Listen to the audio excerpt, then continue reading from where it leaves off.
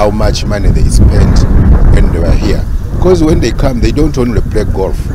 They involve themselves in a lot of other economic activities.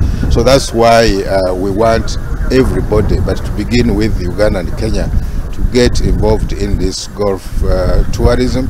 And a lot has already been happening. The golfers have been promoting these bilateral relations, but they have been promoting it just as golf. Now we want to promote it as golf tourism. So it's all amazing. We're all grateful and looking forward for more of these tournaments that can attract more tourism in Kilifi. Promoting tourism. Vipingo Ridge, particularly just about 2 months ago, was able to host the Ladies European Tour, LET Tour, golf.